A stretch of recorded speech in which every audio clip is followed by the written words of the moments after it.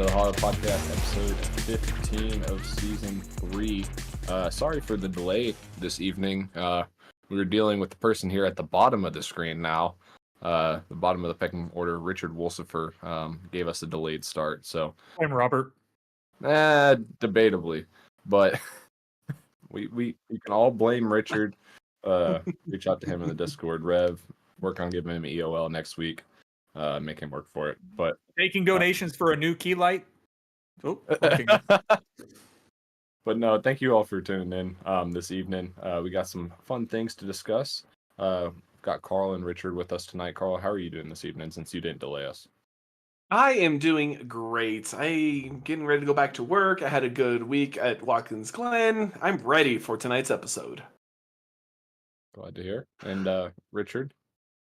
Okay.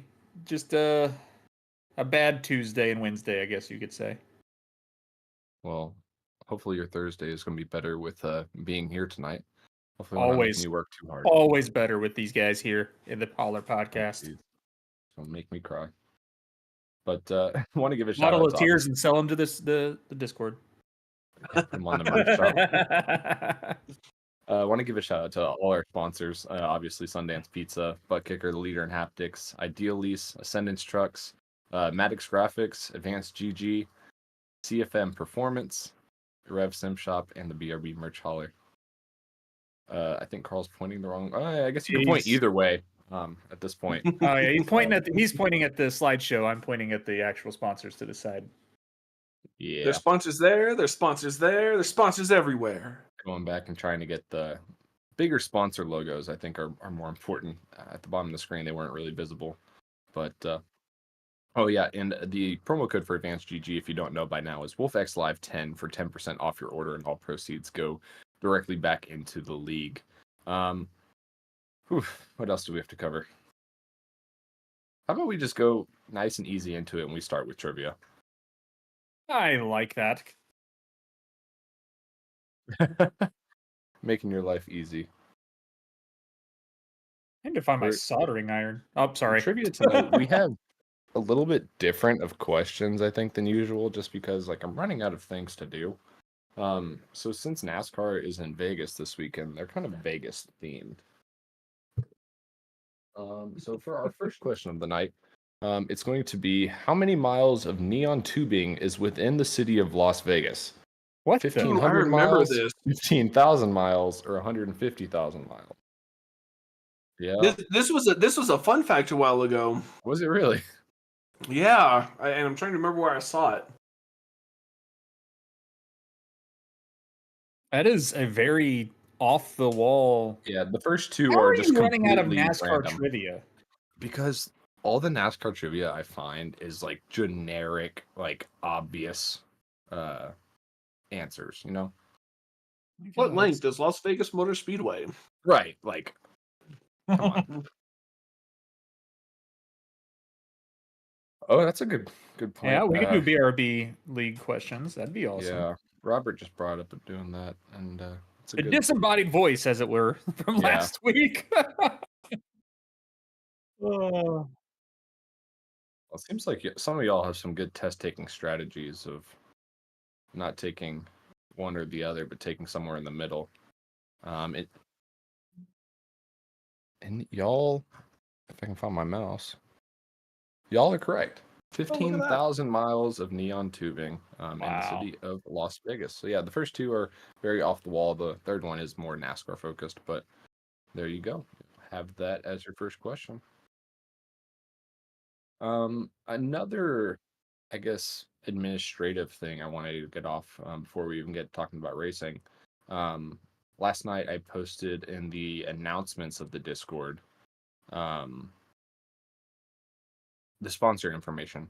If you are sponsoring a race or are a contingency sponsor or work with the contingency sponsor for next season, please fill out the form that is in announcements with all your sponsors' information, any photos of the sponsor, like logos, etc., for us to share with Pit Stop for them to better cover the sponsor and for us to better cover the sponsor as well. The more information, the better. So go check that out.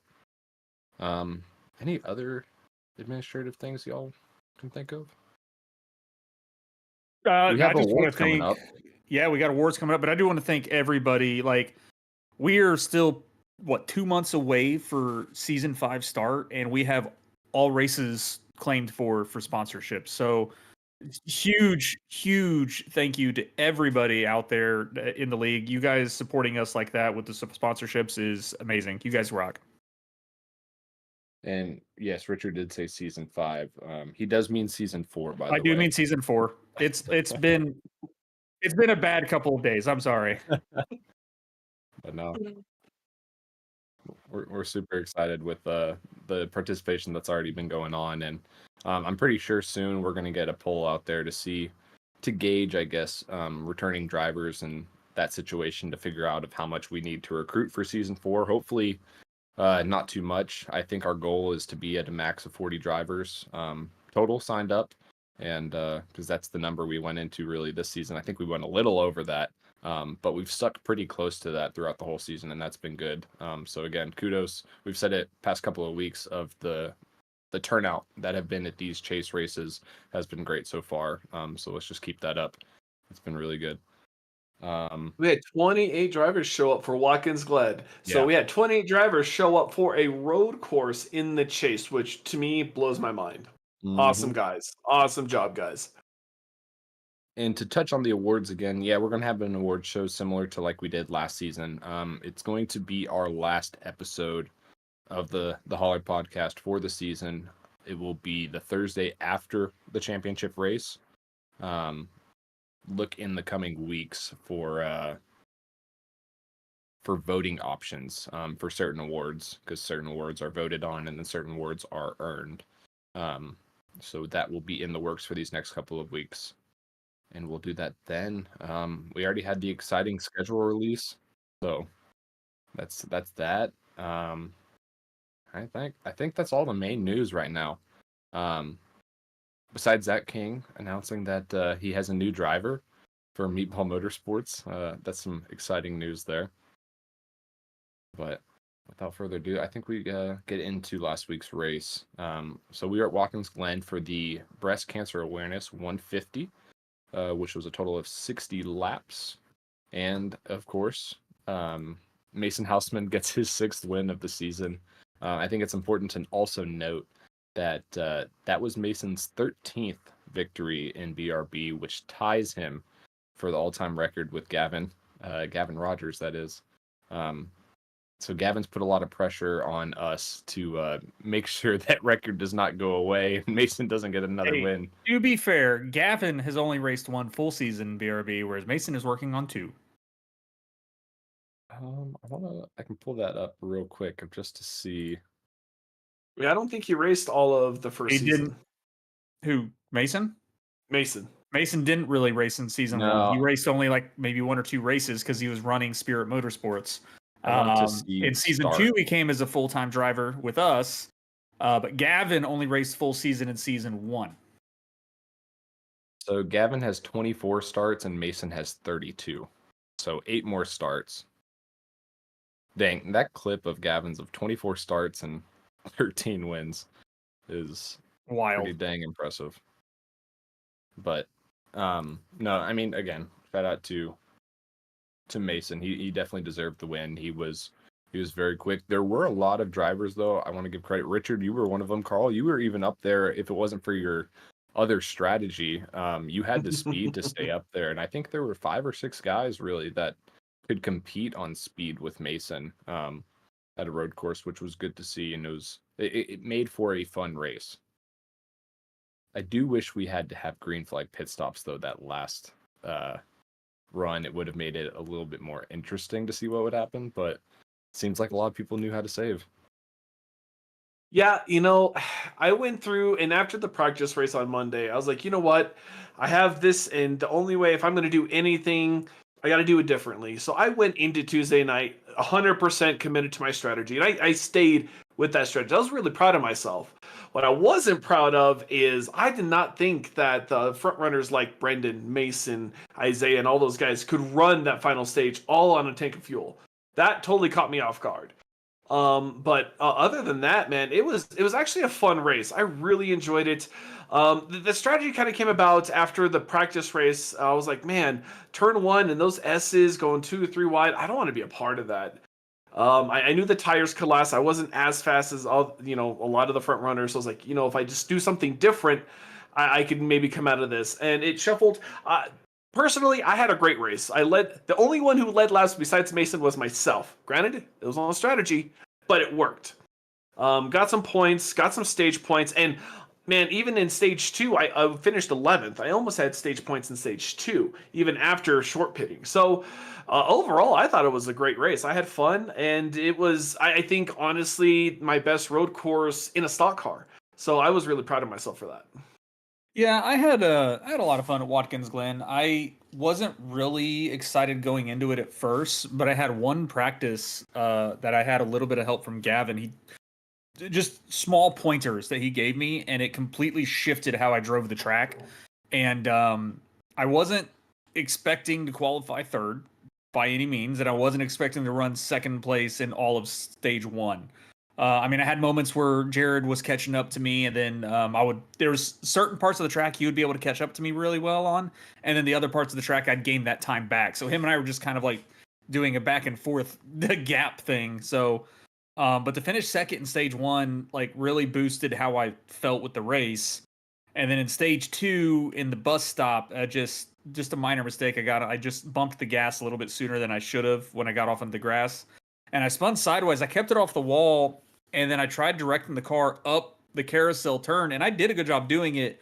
But I think the cars behind weren't slowing down enough. And I think Catania just ran a higher line and just rear-ended me, which spun me around. And then Eric Jensen also came around the same way and got me in the front end. So just an unfortunate situation, which kind of ruined my run because it gave me like 7.5 minutes of damage. Yeah, I know a couple people's runs got ruined by some incidents of sorts. I mean, we can start at the beginning, I guess, of lap 1.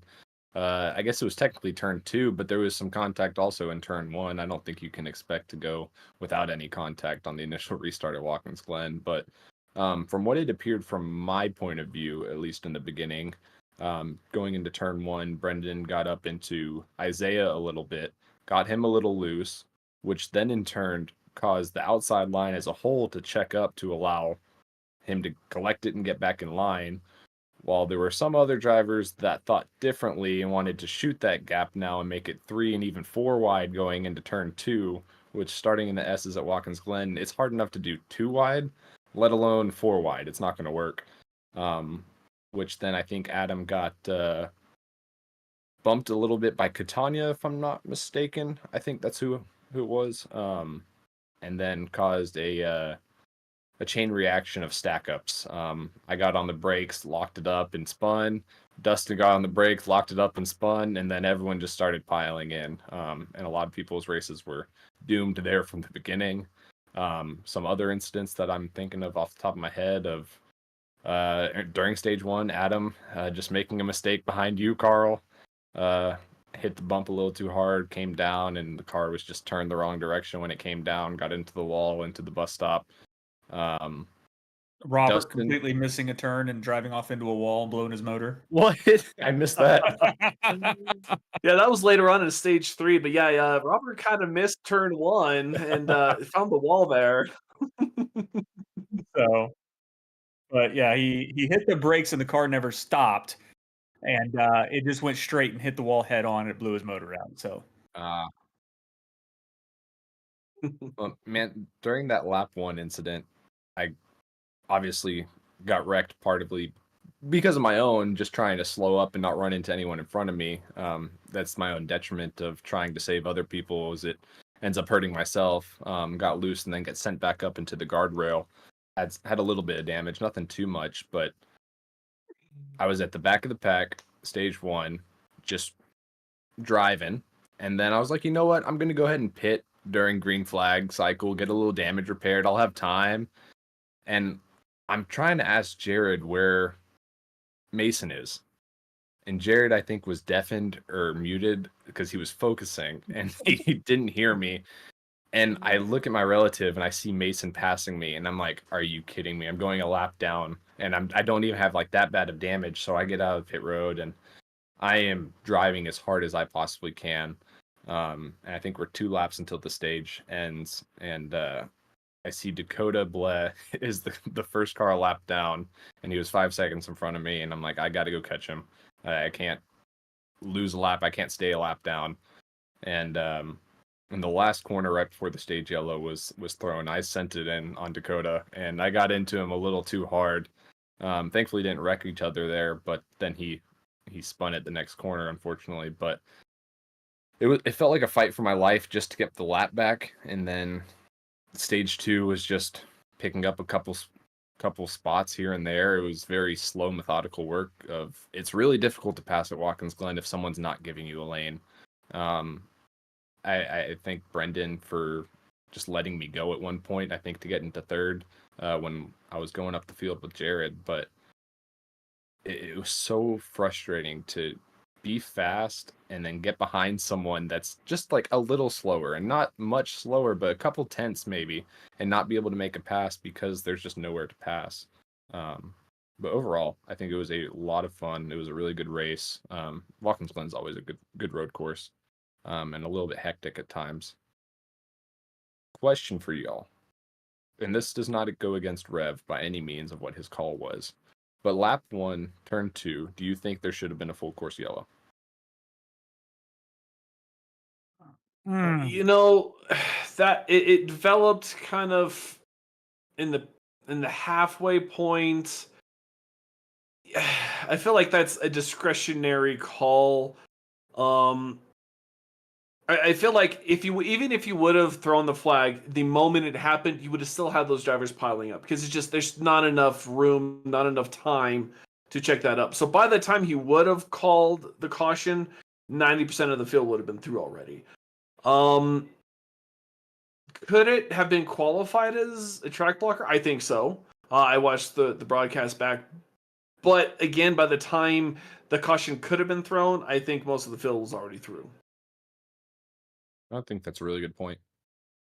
I'm not necessarily insinuating that it should have been thrown. I'm just curious of what others thought of it. At the time, I didn't even think of a yellow being thrown because I'm just like, it's a road course. We're wrecking. It happens. Like, I think there was another time where Dustin, when he bit it in the bus stop, I think 3 or 4 cars piled in, and I mean, you consider that a track blocker too, but it's like, I think most people just want those to play out and let's just race it. It's part of it. I mean, you have half the field that's in front of it says no, let it go, and then half the field that either got caught up in it or was behind it, yeah, say hey, throw it, let's do this. I mean, I guess it's situational. I granted through that I gained 2 spots and then I lost 2 spots. So I balanced out. It didn't really affect me much with all that chaos. I could have gone either way with it. It wouldn't have bothered me at all. I'm glad it did play out and we kept it green, but I think it wouldn't have affected me very much. Yeah, I'm in the same way. It's a tough call because I mean, it was for the most part a track blocker. I mean, there were a lot of cars sideways going all over the place, and a lot of people had to slow down. For me, I don't think it really affected my run either because I was second. I got through turn 2 or turn 1 really clean and just right on Mason's bumper. So, I mean, I think for the sake of the rest of the field and having them be able to compete, I think maybe it could have been a caution. But I mean, it's even Rev. He's saying it's a hard thing to really decide that also because it's not just making that decision and ruining a lot of other people's races, but it's also trying to be fair for the other half that did get affected by it. So it's not an easy call either way you look at it. Yeah, I couldn't agree more. I think it just puts that much emphasis on qualifying, especially for a road course. I mean, qualifying is important everywhere I think we go, with maybe exception super speedways, but then you have a point of you want to start up front so you're not involved in, or you don't have to drive through any incident that happens in front of you. I think going into Watkins Glen, I kind of figured something would happen turn 1 or turn 2.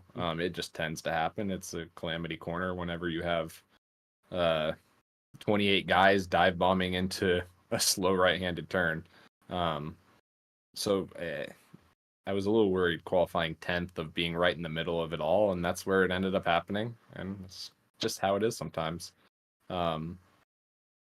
Oh, just remembered of Isaiah having a great run. I really thought he was going to catch Mason during that last stage until he pulled a Mason and spun himself coming out of one, which was unfortunate to see because definitely could have given Mason a fight. Trying to think of any other storylines.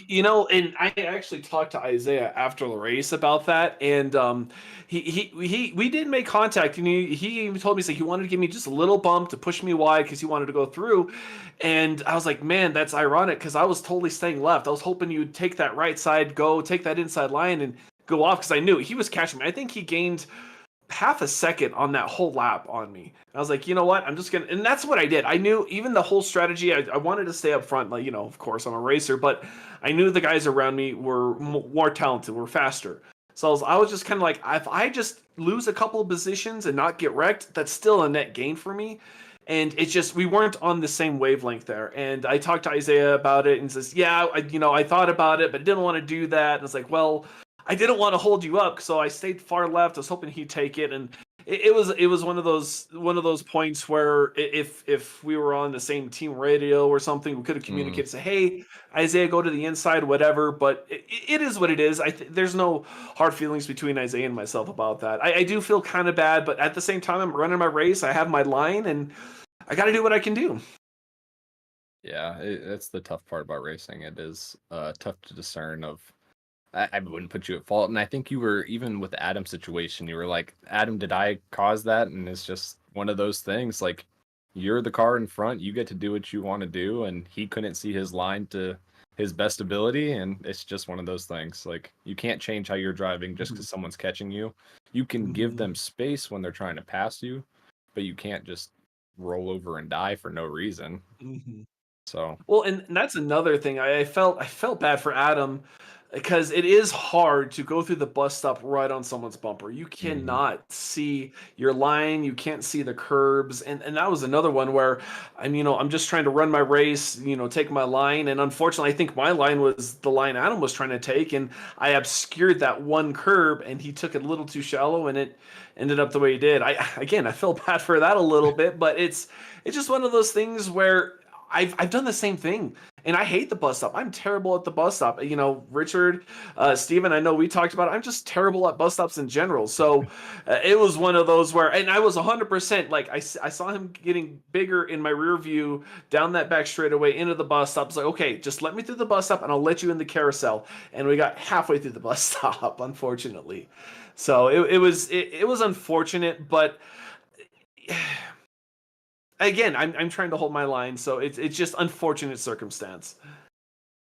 That it is. And with that, though, I think we can get into our meatball of the week from Watkins Glen.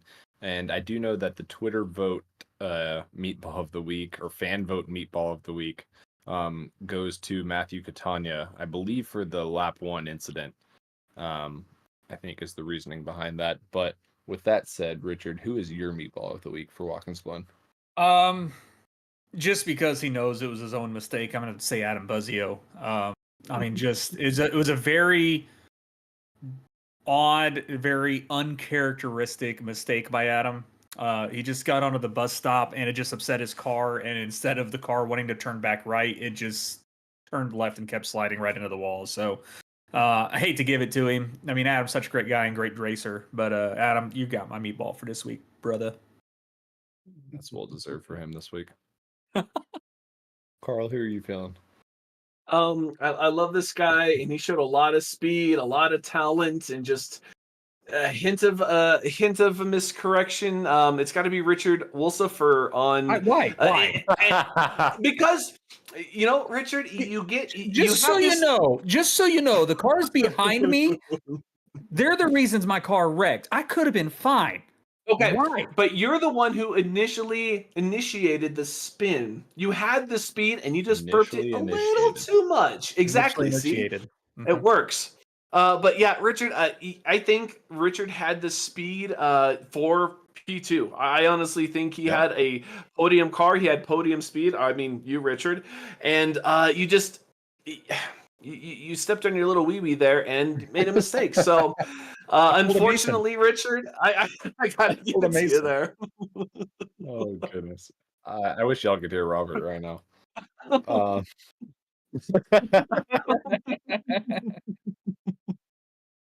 I am going to go with Matthew Selby this week, due to his incident with Braxton Skinner in the S's. From my perspective of just watching the broadcast back, that stuck out to me. It looked like Braxton gave Matthew some room, or plenty of room in the S's, and Matthew just ran out of room. Maybe throttled up a little too early and hooked Braxton, and I think that ended his day. Even so, just because of that, I think that we can't let that slide. But, I do want to give an unofficial one to Zach King. Everyone kept telling him, just do the 3 cars and the track for the download. You'll get in here in time. And it sounded like he just wanted to do everything. And he didn't make the race. We could have had 29 drivers, but he didn't make the race because he decided to try to download everything. And he did not make it. So unofficial one would definitely go for Zach King this week. Well, it's too bad it's unofficial, because I do think now with you picking Richard, I think he leads the season. Carl, thanks. Hey, I want you to win something, buddy. And yes, I'm in the chase. Where are you? Okay, guys. Oh man, left and right. Woo. This is why Richard and I work so well together, though, because we can bounce off like this, and we still show up every week and like, all right, let's do this. We can do this week. Oh goodness. Other key points before moving on to the standings. We had 6 lead changes, 2 different leaders, 2 cautions, none for incident. Nothing remarkable. I think it was our shortest race of the season, though, at 1 hour and 28 minutes. That's standard, though. Yeah, that's road courses. They go by quick when we don't have yellows or full course yellows. It's kind of nice. It's weird, though. I was also under the weather on Tuesday, but after that race, I was so physically and mentally just drained. Something about turning right and left adds, I don't know if it adds double the workload or it also has to do with braking, but man, it is exhausting. And people that say race car drivers aren't athletes, if you have to do all of that, double the distance, and then also add the G-forces that they experience, that's a workout and a half. Dude, I was exhausted because after that stage 2 incident with me, my car was crab walking the rest of the race. And even with the crab walking car, with 5 minutes left, I was still faster than some of the guys in the top 10. It was wild. I was putting some laps down that were actually on par with Mason in the lead before he was saving. And I was just like, how am I this car? I think I was 15 or 20 degree angle steering wheel to the left, racing. So anytime I was making a left-hand turn, the steering wheel wanted to shake like this. Right was fine. Turning right was okay. Left was wild though. I kind of want to blast Andrew. I was the only one to lead laps besides Mason. Andrew with Pit Stop TV. I was the only one off strategy. I still did not get an interview. Man, what do I have to do to get one of those caution interviews from Pit Stop TV and my buddies Zach Mertez and Andrew Cardinale? I was like, man, and I think they pulled Johnny up there at one point, but I'm like, what's going on? I'm the only one doing this weird strategy. I would have thought it would have gotten some kind of attention. They talked about it a lot on the broadcast, but no interview. I think what you need is more cautions. I've realized that they've started trying to do them more during cautions. And we just didn't have it's hard when you want to focus on the stage winners, I think, and then you did Mason for stage 1, right? And then stage 2, you don't want to do Mason again because he wins the stage, so it's switch it up. But no, I have a feeling you might get one next week with Talladega coming up. Sam and Brendan have the right idea. I got to win and be in fastest Mason to get one of those interviews. So I'll work on that. I will definitely work on that. But with that, let's go over to our standings, our driver standings specifically. And I did update the rest of the field, the non-chase drivers, for those that were complaining. I bit the bullet and finally touched up on it. So first, our chase standings. Mason extends his lead by another 20 points over Johnny to a 42-point lead. Isaiah falls back. I think everyone technically fell back to Mason because he had a perfect race. So I'm not going to keep repeating that. But Isaiah is now down 54, it looks like. Jared Hughes with a good run moves up into fourth, 65 back. Fell a little bit to 69 back. Brendan Maddox in sixth, 72 back.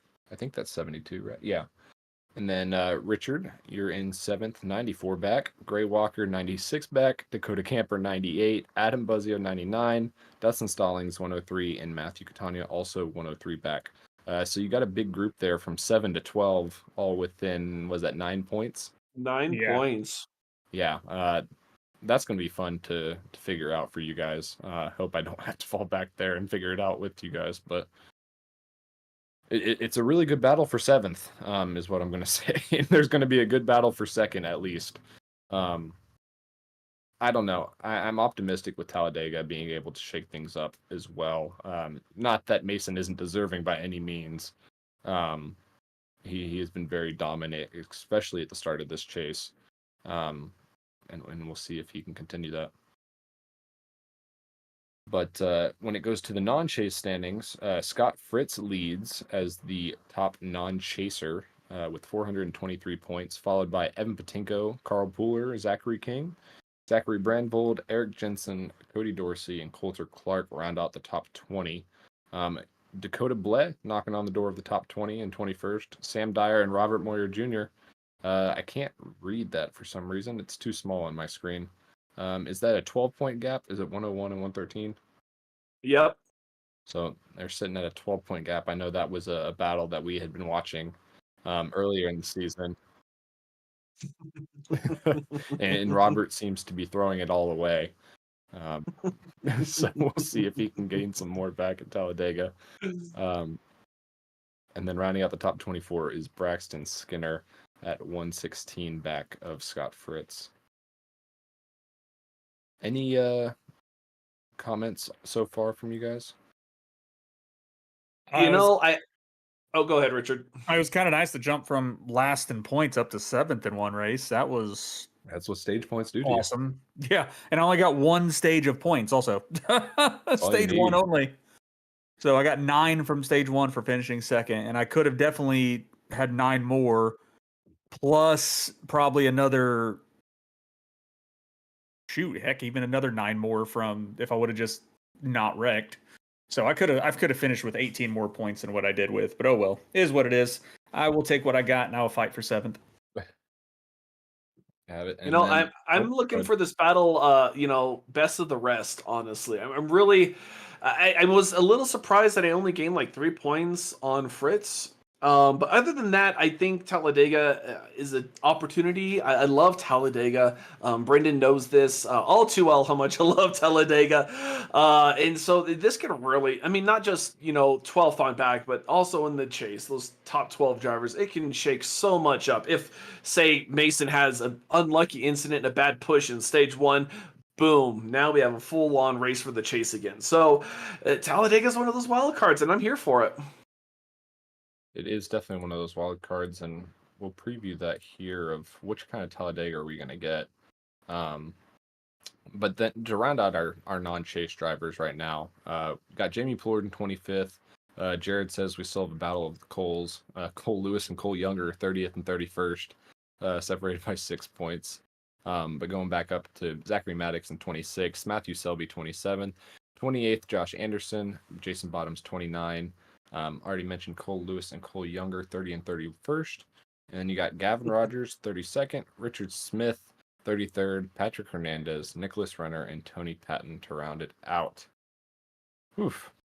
I'm going to say it now. Like I'm super excited for. I know we're still finishing off this season, but I think next season, Nick Renner running the full season with Whiplash Racing, that's going to add just another name up there running for the championship, and I think that's going to be freaking awesome to see. He definitely has the potential for it, is all I'll say.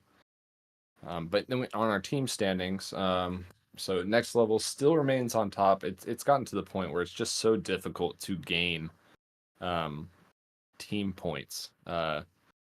With 491, Maverick Motorsports 46 back in second, Limitless with 54 back in third. Followed by Racers for Christ, Accelerate Racing, CFM Esports, Full Send Racing, Freaky Fast Racing, Meatball Motorsports, and Showtime Racing to round it out. I'm gonna be honest, and I don't even want to sound cocky here.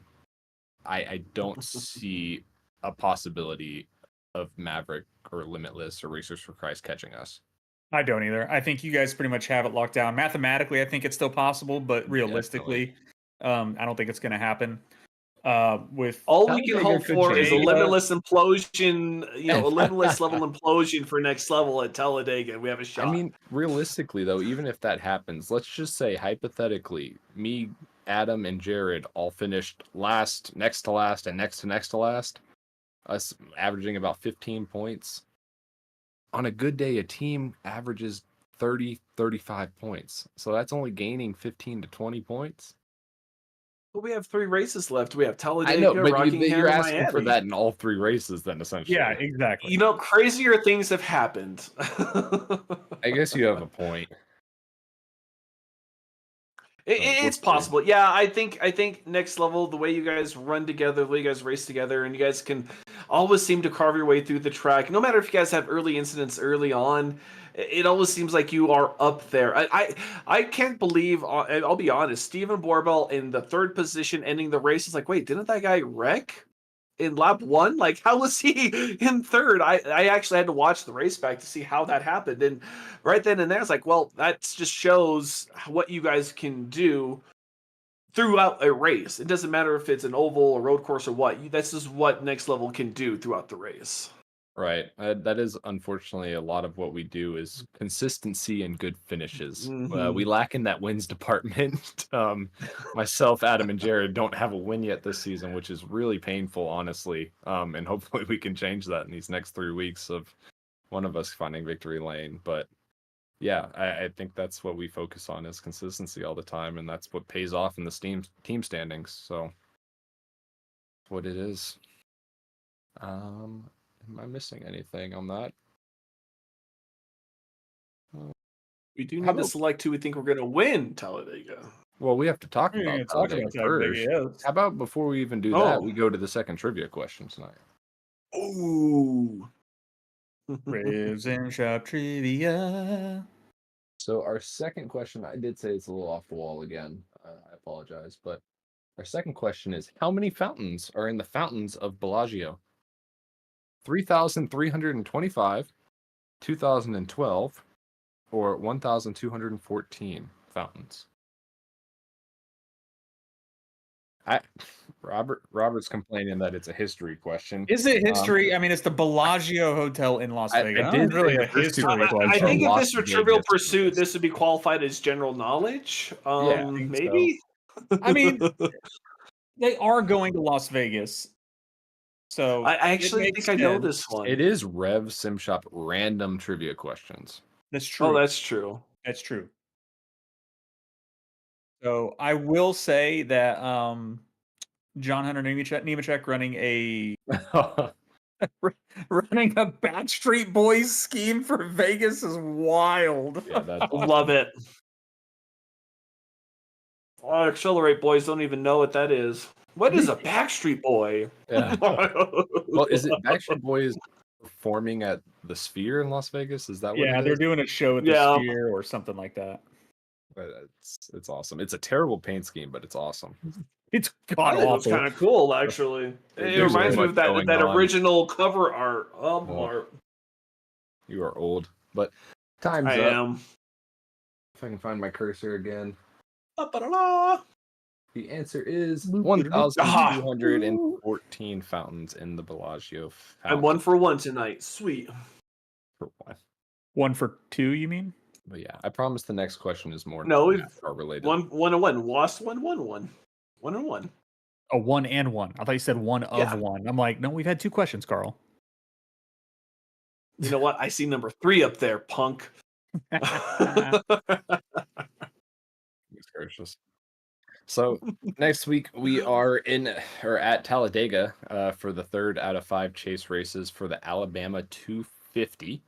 I know Nick is sponsoring this race, and he wanted it to be Alabama, as in the university, but to avoid any form of trademark infringement, because I feel like if there is any university that's strict about that, it's probably Alabama. It is just the state of Alabama. 250. And that brings the question of what kind of Talladega race are we going to get? In season 1, we had, let's see, 3 cautions for incidents and only 9 lead changes. So it was a relatively uneventful race. It was relatively calm. And this race has always been in the exact same spot of the schedule each season. It has always been the 3rd race in the chase for all 3 seasons. And then last season, season 2, it ended in overtime with a total of 5 cautions for incidents with 26 lead changes. So drastically different. A lot more excitement and just overall mayhem happened.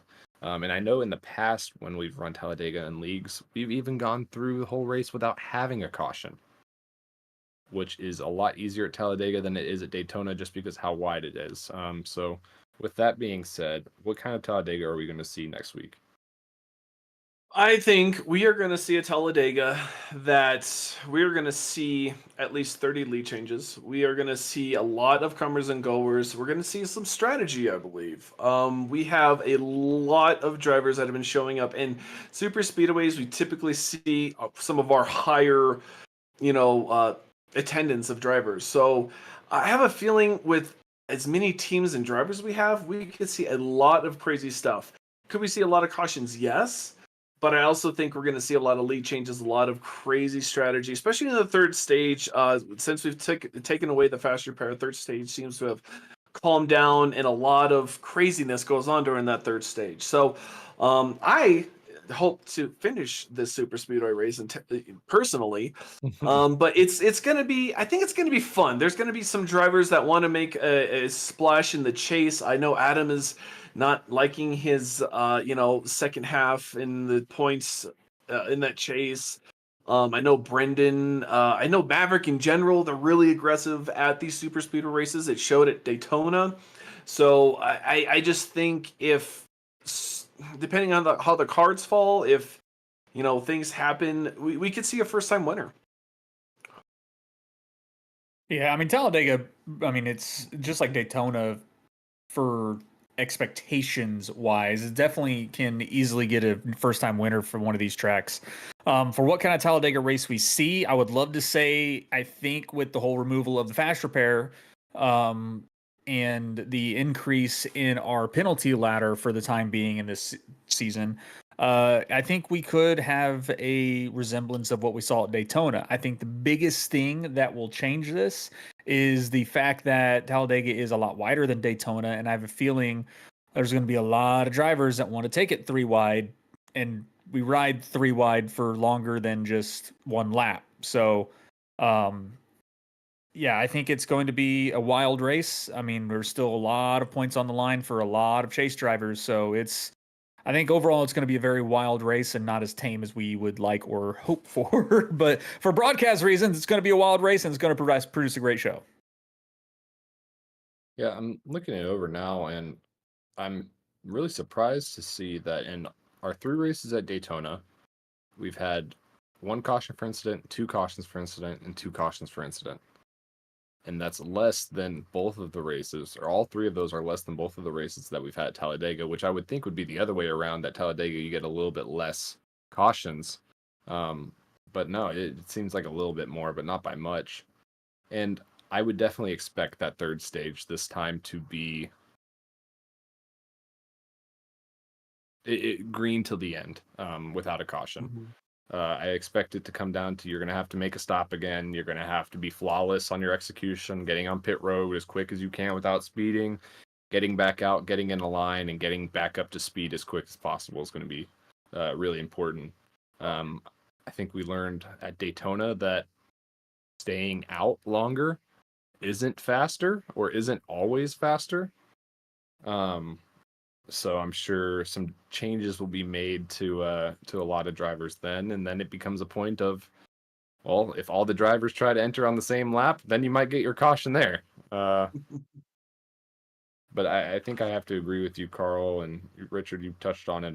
It's definitely a good chance to get a first-time winner. Carl, is this your time to redeem yourself for getting wrecked at Daytona? He's saying no. No, I don't feel it. I've especially the way I'm thinking how I want to run the race. I could be in the top 5 at the end, but I don't see it. I just I don't know if it's an aggressive thing or maybe not having enough help in that moment of need. It's so tough to win these races, especially at Talladega, because everyone knows they have the same opportunities. So. The fact that I finished second last year behind Brendan Maddox was kind of a surprise for myself. So I think if I can repeat that and maybe not push Brendan, maybe hopefully teammates such as Richard or Johnny to the win, I think I'd be happy with that. Okay. Well, y'all want to go ahead and pick who you think is going to win this week?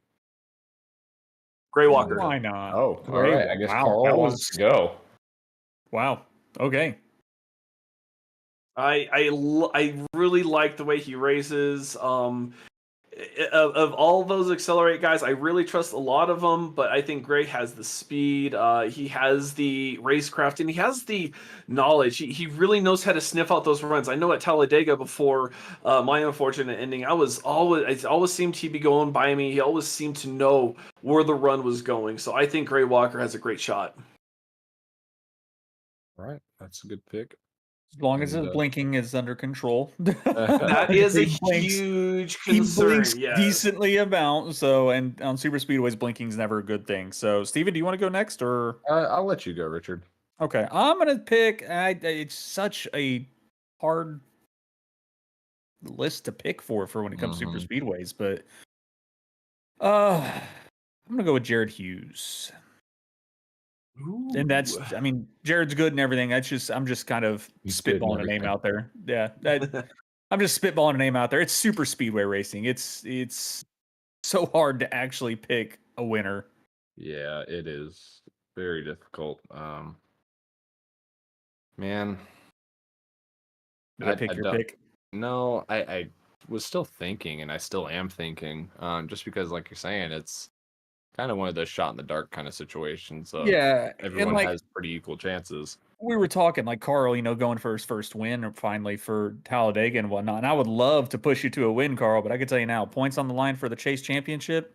I don't know if I can. Well, I will if I can't get around you, but like if it's just us two up front. Yeah, see, and that's kind of what factors in because I'm not in the chase. So right now, I have nothing to gain, nothing to lose, really. But if I have an opportunity to push a teammate to a win, then that's what I'm going to do. That's what I'm going to take. And cool. You know what? I see it in chat. Give me Cole Lewis. Cole Lewis. Okay. Whoa, a name I haven't heard in a long, or seen for that matter, in a long time. Well, I think he confirmed that he is. Yeah, I think he confirmed he's going to be back. And I mean, why not? Talladega is a chance for anyone to win. You just find yourself with the right pairing at the right time and the right strategy. It can definitely happen. Or in an alternate world, everyone gets wrecked, and there's 5 cars at the end, and you make it through, and then you're in a good spot. So why not? That's true. Josh Anderson let me down last time. But Cole, you're going to do it. I believe in it.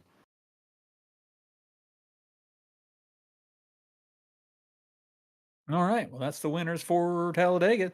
That is that. Man, we're flying through this right now. It's a super speedway race. Who knows? Who's winning in correct picks? Jared, we all have. I think we all have one, don't we? One, yes. We all have one right. Although I have 2 in IRL NASCAR thanks to Christopher Bell's win last week. Yeah. He doesn't count. But we have tried to avoid picking Mason as of late. Or I think actually, looking back, only one person's picked Mason all season, and that's Carl. and it wasn't right. Or sorry, no, Richard picked him 2, and it was right. But what did I pick him for? I don't know. Whatever. Week 2. I don't know where that was. I don't know. But yeah, we're all tied with 1. So hopefully we can break that tiebreaker in these next 3 weeks. If not, I don't know what to tell you. Then we all tie. Because we didn't buckle it up. I guess that's exactly it. I guess before we get into actual NASCAR, it just came to my mind of the awards that we'll be doing in a couple weeks. So we have similar ones to last year. We have Ironman awards for drivers that participated in every race this season. Obviously, you have the most wins, most top 10s, most poles, etc., champions, obviously. Then you have your voted on awards as the most popular driver, reigning champ Dakota Bleh. Dakota Bleh. Or, yeah. And then you have most improved driver, our reigning champ being Carl Pooler. Radio Sweetheart, which went to Patrick Hernandez last season. Curious to see what people will vote on this season with Patrick's limited schedule. This season, will he still go back to back? That's not a bad option, Robert. But and then I think we have most popular win. So a win that was just, everyone was excited about it, and it's not Mason winning every week, or maybe it was a Mason win. I don't know. I think that's all of them. But yeah, as far as I can recall, pretty much. And Meatball of the Year, of course. Oh yeah, Meatball of the Year, which currently Richard Wolsifer is leading that category. Thanks to Zach King updating that.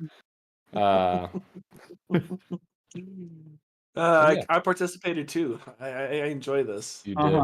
Yes, you did, Carl. Well, that's that wraps up, I guess, our league racing or BRB. Let me get into NASCAR news. Oh, if you don't want to, we can just call it. Jeez. I mean, for real. It was Phoenix. There wasn't. I mean, it was a good Phoenix race. It was the best Phoenix race I think I've ever seen. Yeah, the option tire was awesome until everybody was on the same tire, and then it was just kind of a regular race. I don't know. It was better than other Phoenix races. There was a lot more racing going on throughout the entire field. I mean, besides Catherine Legg and her weird shifting pattern that she does, or what? Like, holy cow! If you guys didn't go see the in-car camera of her shifting on a restart, holy cow, was it god awful! It like, oh my god, I don't know what she was doing, but it did not sound good. Well, now, is she from IndyCar? Because I know that. Okay, that's what I thought, and I know after her second spin, got Daniel Suarez caught up. Daniel Suarez had some choice words, and I think this also brings up a point of okay. I mean, NASCAR did revoke a right to run license to what's his face at the beginning of this year. Yes, Mike Wallace, because he hasn't been in a car forever, blah blah blah. But I think this also brings into the fact, like, okay, this is her first stock car race, and you're just going to put her in this cup car. It wasn't her first stock car race. She raced in ARCA and Xfinity. She raced ARCA at Daytona, and she raced 5 Xfinity races, 4 on road courses, 1 on a short track. Okay. Okay. But I mean, this kind of throws into that fact, like, these aren't like other stock cars, though, at the same time. They're not street car or, street cars or anything like that. These are their own type of thing. So should NASCAR be letting these one-off drivers in there, especially at ovals? Ovals, you have an expected way to race. You have an expected way to do things. And when you throw a untested driver into these cars on ovals, especially, she spun out 2 times, both of them out of turn 2.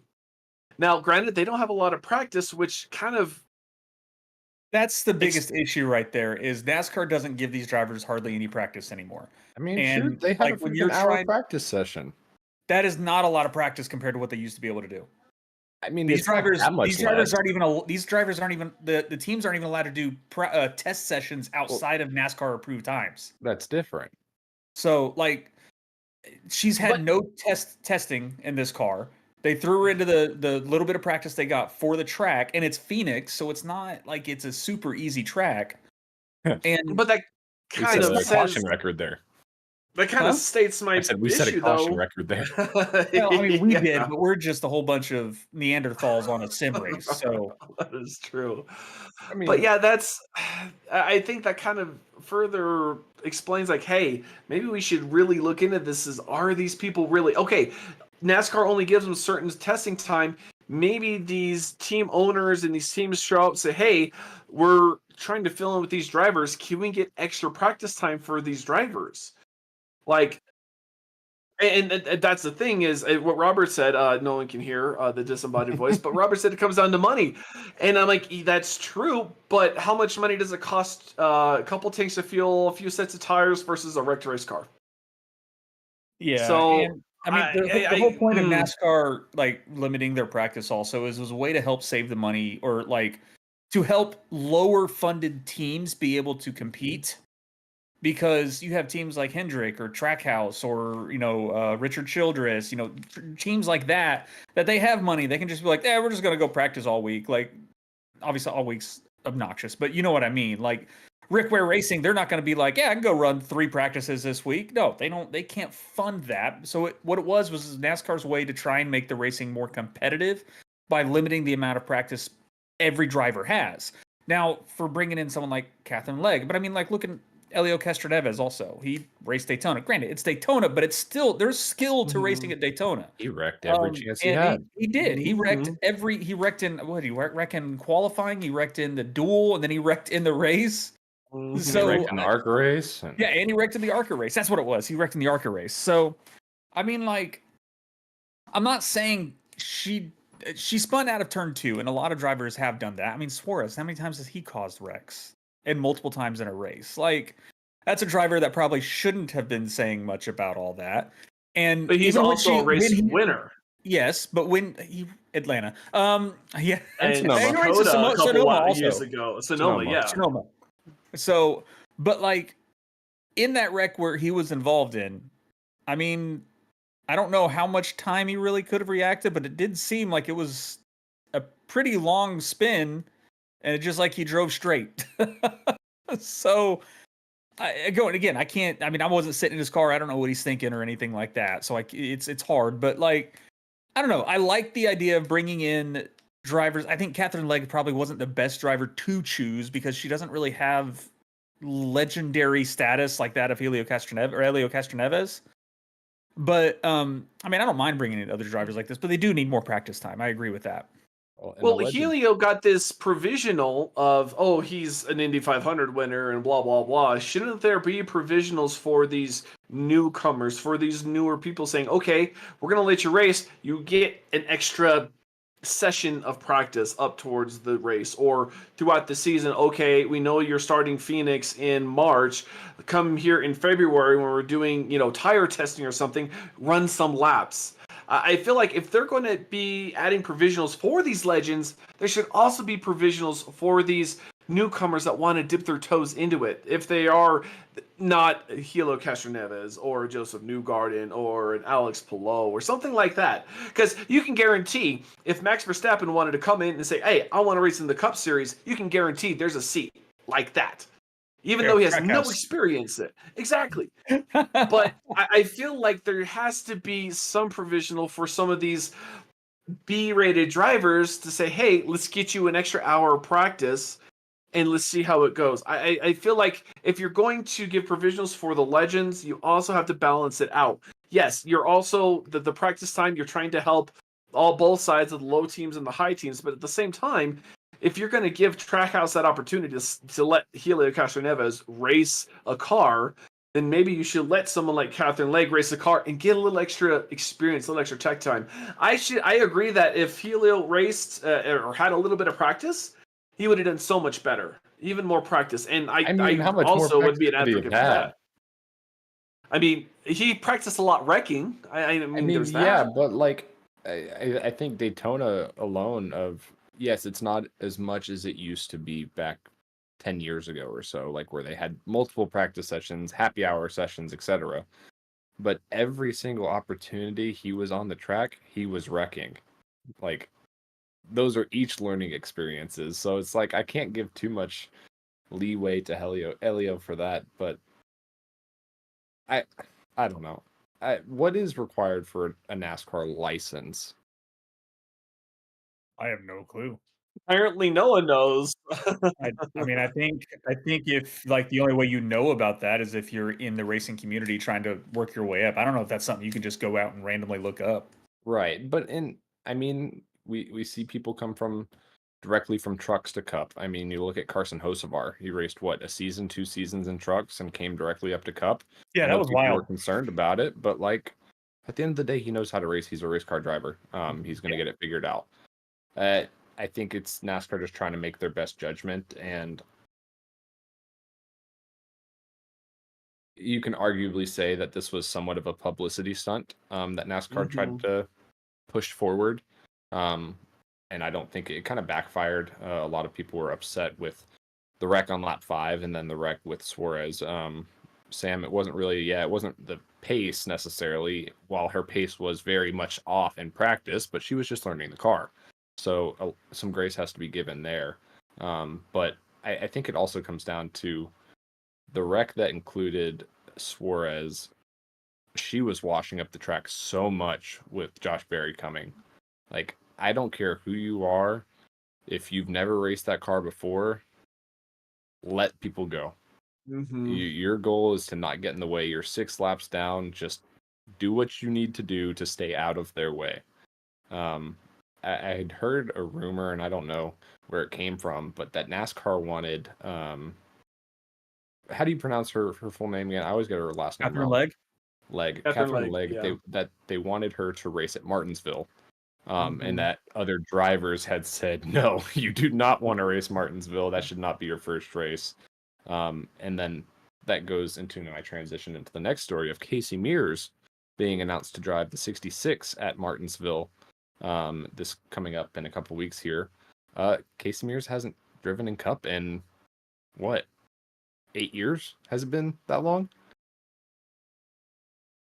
I don't know. I don't know when the last time he raced. I feel like it's been forever. Well, why is he qualified to? I'm not saying he's not, but why is he qualified to come into Cup? It's been almost 10 years since he's raced. And what was how long had Mike Wallace not been in? It was 10 years for Mike Wallace since he had driven in NASCAR. Okay, so again, they denied his. But now, they were worried about Daytona with the speed and his age. Martinsville's a different story. I think we can also look Casey Mears last competed in the NASCAR Cup Series in the 2019 Daytona 500. 2019? And that's before the next gen. It is before the next gen. Yeah, but that's only 6 years, so. I mean, that's still a long time. I'm going to throw out, and I already apologize. I know we have a few people watching. The Jimmy Johnson fans, ever since the next gen came out, what has Jimmy Johnson been able to do with those cars? Finished 3rd at the Daytona 500. But he hasn't been able to win. And that was one Daytona 500. How many has he ran? How many has he not even qualified for? I think he qualified for all of them. Yeah, he's qualified for all of them. No, there was one, I think the first year they came out, he didn't qualify because he had to, I think he wrecked out of the heat or the duel. I'm just saying, we have a 7-time champ, Jimmy Johnson, and he's admitted himself that he has a hard time wrapping his head around these cars. I think right there for NASCAR in general is a warning flag. Say, hey, our shining star, our champion is struggling. Then maybe these cars aren't as easy and just straightforward as everyone thinks they are. I just feel like there's such a learning curve with these cars versus anything else that I think it requires higher standards. It's a completely different skill set than other stock cars. It doesn't drive, like you said earlier, it doesn't drive like any other stock car. The closest thing I think people have compared it to is the trucks, but I still think that's way off of the trucks. Sam asked, do we know if this was her decision to race at Phoenix or another factor? I think it was mainly other factors. From what it seems like is she just wanted to get in a race or several races this season And from what it seems like, external forces, whether that's NASCAR sponsorships or team, wanted her to race at a short track just because of her limited experience. Race at a short track, you're not going to get hurt. Well, I guess it's a theory, but they pushed her into this race because Phoenix was on the schedule and other drivers had told her not to go to Martinsville. I'm sure Bristol is not a great option for a first race either. So it just was all circumstance. It worked out. It's a boring race. Get a storyline out of it. I lost my other track. They did, and I felt like it was weird though because I really didn't feel like NASCAR pushed it as hard as I thought they would on social media and on the broadcast. Like, I don't know if they were worried with her lack of speed. This is all just throwing this out there. Don't know, but I just think it's a bad situation in general. Like, you can't just expect to bounce from one discipline to the other and expect to be able to race them. I mean, Connor Zilic is one thing. SVG is another. They're one of those talents that they can do it. But that's two people in how many hundreds or whatever have tried to run these stock cars, the trucks, the Xfinity, the supercars in SVG case, IndyCar in Lake's case. You can't. You just can't do it. I mean, Kimi Räikkönen, F1 champion, came a year or two ago at Watkins Glen and wrecked through the bus stop, backed up into the barriers. So I feel like yes. that maybe the initiative was pushed, the agenda was pushed because she is female. Because I think Mike Joy mentioned it a couple times where she's the only one since Danica to start an oval race in a NASCAR. And it was something about it was like Women's Weekend or what was it? Mm-hmm. National Women's Day. Yeah. I think there were combining factors that forced it to happen that weekend. But then it asks the question of where does NASCAR draw the line of who gets to drive and who doesn't? And it's always going to be that gray area with NASCAR. Mm-hmm. They're never going to have your specific qualifications because they don't want to box themselves in on a decision that would potentially benefit them socially, I guess you can say, from getting headlines. But moving on, Carl Edwards is going to be joining Prime as an analyst. Carl, you don't seem too gung-ho. I don't have Prime. I'm not gonna get another freaking subscription service to watch practice. This is freaking dumb. I hate this. I get on arguments online about this. Like, I'm sorry, I have to get the CW, NBC, FS, FS1, and now Prime. No, screw you and you greedy ass bastards. Cable, basic cable, and Prime. And my understanding, he's not going to be on until their actual race schedule during the summer stretch. I have Hulu. I don't have cable because Hulu was at one point cheaper than cable for me. You have the Hulu Live TV. Yeah. It doesn't come with those channels? Not Prime? No, not Prime. CW, yeah, but that's your cable. That's what I'm saying. That's your basic cable. The CW does, and lucky for the CW, you don't have to pay for that. Now, for, say, all my street cars, I need IMSA. If I want, or I need Peacock for IMSA. I need WEC for the World Endurance Championship for Max. I mean, and that's like Le Mans 24 is only going to be on Max. Okay, Carl, you're talking about we're talking about NASCAR only. You're talking about other subscriptions that you have that I think are a little bit out there. But of like Prime has so many other benefits, and now it's like if you're already in that Prime ecosystem and you're getting the benefits of the delivery and what all the other stuff that they offer. This is not a Prime ad, but like I think Amazon is the perfect platform because more Americans have Prime than they have cable. I guess I'm not most Americans. I have an Amazon account, but I don't have a Prime account. I actually tried Prime early on. So I mean, Carl, you can use the free month or whatever, and you can watch a month of Prime. Or the 5 races.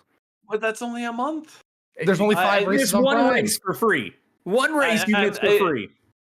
It doesn't make sense to me. I don't like. Okay, even a couple seasons ago when there was just Fox and NBC, that drove me nuts. Okay, well, the first half is gonna be Fox, the second half is gonna be NBC. Now it's Fox, NBC, and CW. Then it's Fox, NBC, CW, and Prime. Like, come on, guys. It's one brand. It's NASCAR. Why do we have to have all of these hands in the jar? This doesn't. It really doesn't make sense to me. In Carl's defense, I do agree that we shouldn't have all these different companies or TV stations doing NASCAR races. It needs to be one throughout the entire season, like IndyCar does. IndyCar has a phenomenal relationship with Fox, and Fox does wonders for IndyCar broadcasts. Like, not very often do you see. Oh man, that was rough in St. Petersburg. St. Pete was rough, but the majority of the IndyCar races I've watched, they've actually been really good on Fox. I don't think Fox does the Indy 500. I think NBC does that. But overall, like, Fox and IndyCar have a phenomenal relationship. I don't like it's upsetting that we cannot stand Fox for NASCAR because they just treat that so bad. It is such a bad product that they put on. The booth just isn't full of energy either, and that's depressing also. But I didn't mind when we was like, okay, cool, Fox for the first part of the season, and then we had NBC or whatever it was for the second half. It got better, obviously, but now we have, like you said, Carl, 4 different places. It's annoying. I have no problem going to those 4 different places. I can go to all 4 of them and be okay. But it is kind of annoying that we have to be like, all right, where are we watching this week now? I mean, it really, it's going to take some time to get used to, I guess. But I mean, either way, you had to think of when it was Fox and then NBC. It was like, oh, when does it switch over? And now I got to go over to NBC, like stuff like that. You're going to learn it and you're going to figure it out. You're a NASCAR fan. You're going to figure it out. It's not that big of a headache. I guess how I see it. I think was it Brendan or not Brendan? Braxton that brought it up of with Prime, no commercials. In theory, Prime is no commercials because we have Prime, and I watch a few TV shows and movies, and literally the first 3 minutes of it is commercials, ads, and it's just like, come on, that's seriously. Different. That is different. And I think even some movies have it in the middle of the movie also. That is also different. So live TV is separate.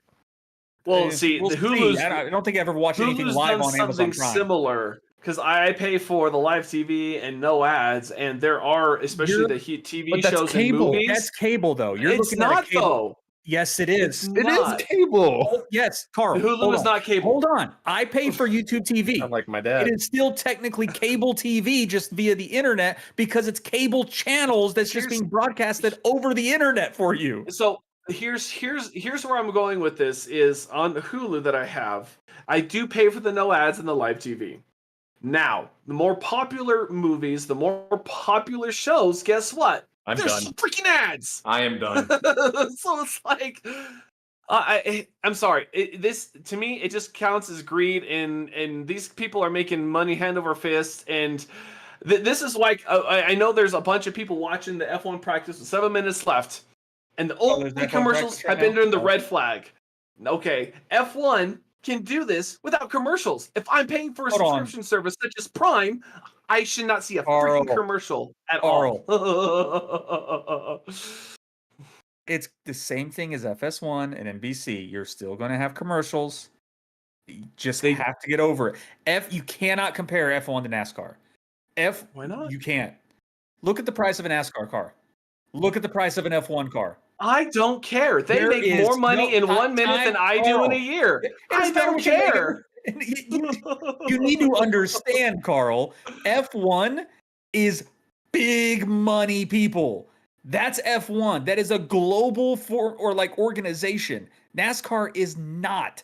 NASCAR has been around a very long time, yes, and we love it here in the United States. But it is not a globally loved sport in motorsports. F1 is. F1 has the money to be able to be like, hey, we're paying you. You're not showing a commercial unless we tell you have to show a commercial. So, like, there's a big difference when it comes to that. But, like, I agree with you. It is kind of annoying to find the 4 different places you have to go watch the stuff. But it is what it is. And, like, how many times do you go to NASCAR.com during the week anyway? I look at the schedule on NASCAR.com every week to figure out what time the race starts, where the race is, and where I'm watching it. So it's not a big deal to me. I have all the places I can watch it. You're missing out on one no way we're still channel, Amazon Prime, but you can watch 4 out of 5 of those races with a free trial.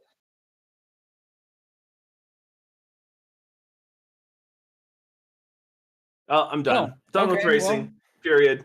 Done with it. That's just live TV. I'm gonna go watch Soapbox Derby racing. Carl, don't ever watch the Super Bowl then. If you complain about commercials, I've come to the point where I don't watch the Super Bowl, believe it or not, because it's just terrible. Commercials have been around forever.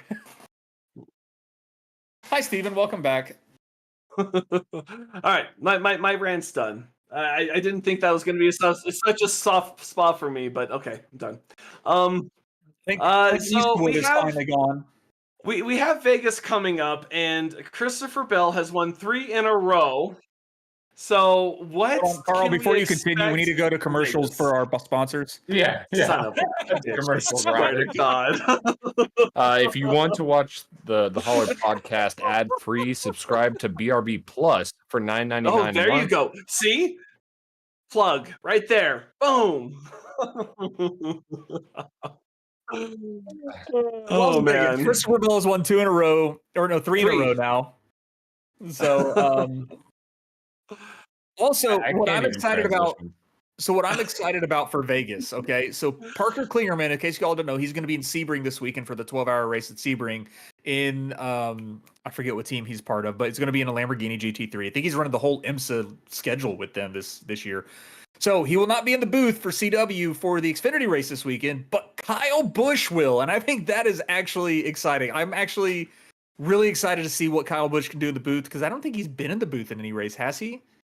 Oh, he's been at least in the Truck Series, Xfinity Series a couple times. Oh, okay. Well, either way, I'm excited to see it. Kyle Busch. Okay. What? No, this has just gone so far off the rails. My mojo is gone. My groove, everything. We're talking about Las Vegas IRL now. Are we? Yes. Where have you been, dude? Focus. I can't focus. I can't get over the fact that Carl acts like my dad when it comes to watching TV.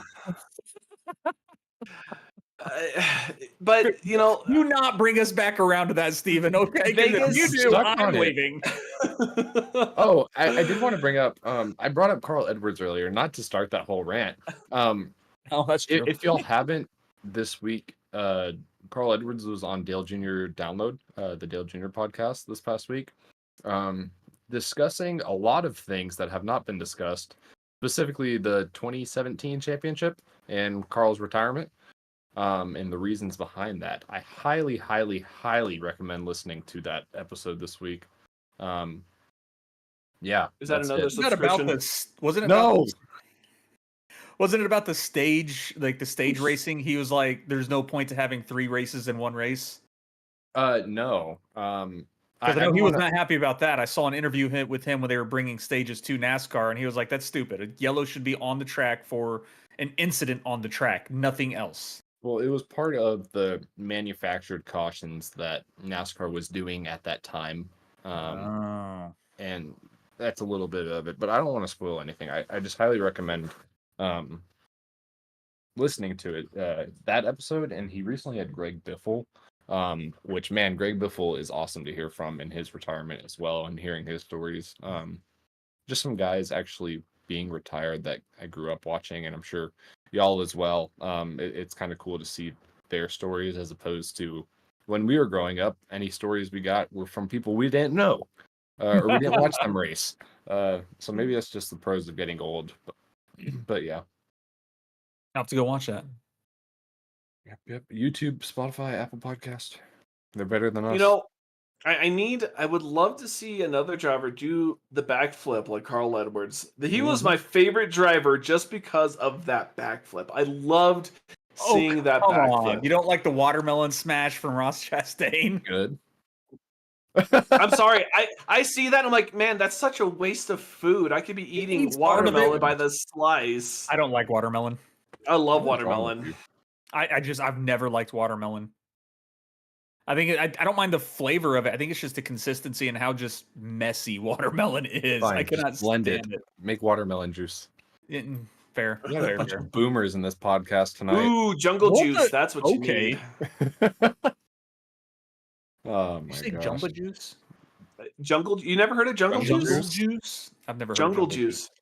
Was, okay, so jungle juice. One of the best nights I don't remember. You throw a bunch of liquor, put a bunch of watermelon in there, let it stew, and you're just eating watermelon balls and everything. And 3 balls in, you're like, I don't know what I'm doing. Whoa! Somebody clip that. Somebody please clip that. I'm glad I didn't say 4, else it'd be really weird. Well, Richard's not eating the watermelon in there, so he doesn't know about a good time. Clearly. But anywho, so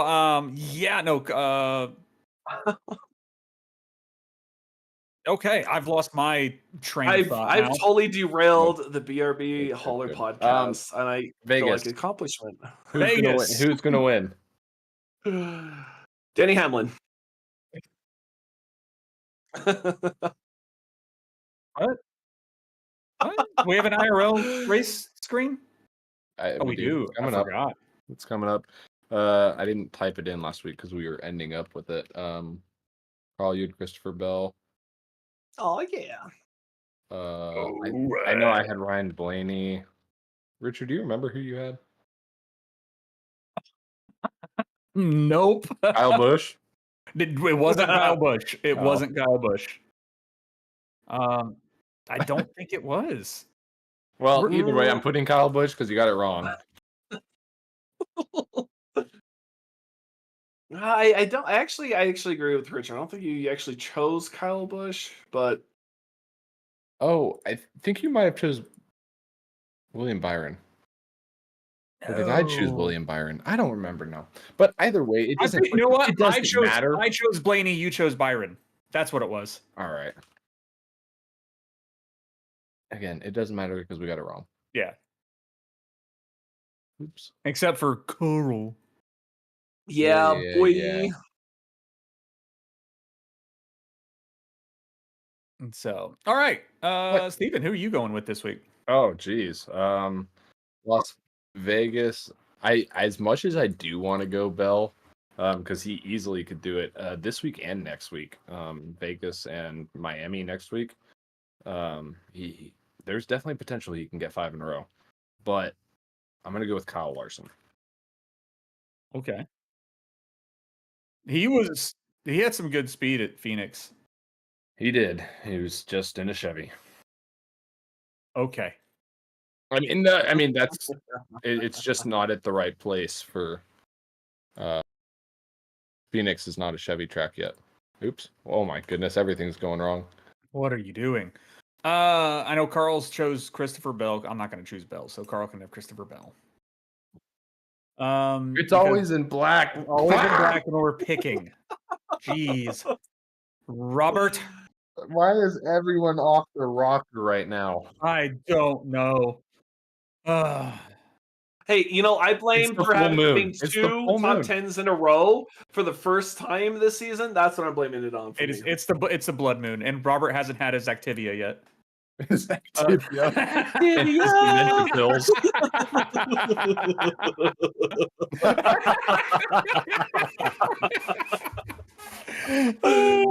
Jeez. You gonna type Christopher Bell yet, or what are you doing? Did Carl? No, Denny Hamlin. He said Denny Hamlin. Okay, I like you, Carl. I like you.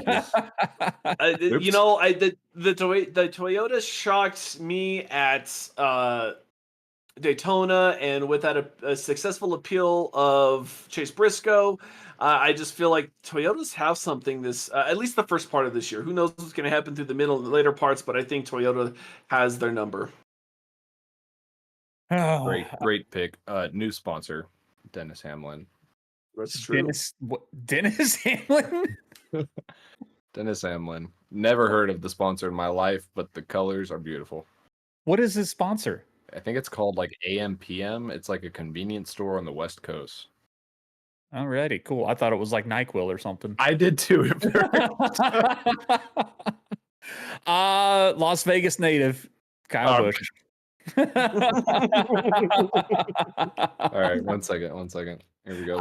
Because I think last week I had said that Kyle, it looks like he's starting to get the speed back behind him. I'm not gonna. No, it's not.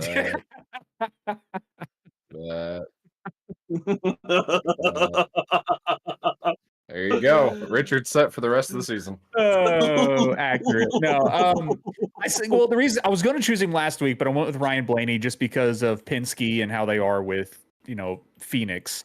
But Kyle Busch, like his speed is kind of returning to him. It seems he was really good at Coda, just couldn't save the tires as good as the other guys. So, and this is his hometown track. He's always been good at Las Vegas. So I think he's got his mindset straight on winning races again. So I think he's going to be able to pull it off. All right, there you have it. Man, when Christopher Bell wins, Carl, you're going to be sad that you. Oh, he'll finish second. As he typically does.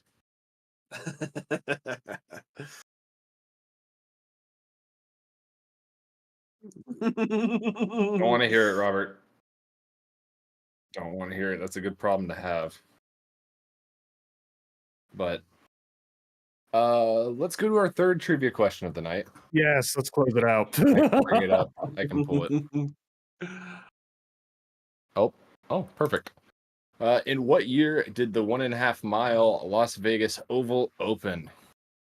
Ooh. Now we got a racetrack. 2000 or 1998? Now we got a racetrack question. You're wrong, Robert. Yes. Oh. Well, hopefully Robert didn't type it out also. No, he didn't. Oh. Just all three is not an option. If you shoot enough bullets, you're bound to hit something, right? Or if there's enough channels to watch NASCAR on, you're bound to get mad at some point. You know what? I'll be mad at whatever that's the thing is I really only watch TV for the racing. I don't actually watch any real TV shows anymore. You can also download Tubi, which is free, and watch NASCAR. There's a NASCAR. You want me to get another app, Steven? Exactly, what the hell is wrong with you? I know. Sorry for even suggesting. Right now with Carl and his complaining of, all the different channels. As soon as NASCAR switches over to Prime this year, I could just see Carl sitting on his front porch like Clint Eastwood in that Gran Torino movie, just get off my arm. 100%. 100%. Get back on FS1. I got a toot on MRN now. We've lost our audience this podcast, but thank you for Sam, for you sticking it out and being here, and Braxton. We appreciate y'all dealing with these old people antics. Oops. Old people yells at Cloud. That's me. That is you and Adam. But our answer is 1996. Oh, I was wrong. I would have been 1 for 2 tonight. The year of our Lord, 1996. Yep. Yeah, you definitely got all three of them, Robert. Oh goodness. Thankfully we can wrap it up now. Oh, thank God. Or wrap the shaft, whatever you want to call it. Oh, please get me out of here. Catch us on Twitch next week. Carl's the one that derailed. Hey, Carl, you say it. We might do it. Oh man. Hey, tune into the Holler Podcast next week over at kick.com. That's where we're going to stream next week. We're going to be on Kick. We're going to be on Amazon Prime. We have our own platform, like we said, BRB Plus. You got to find us on the dark web for episode 27. Exclusively streamed on revsimshop.com. Trading Pants. That's where the award show is going to be streamed. Oh my gosh.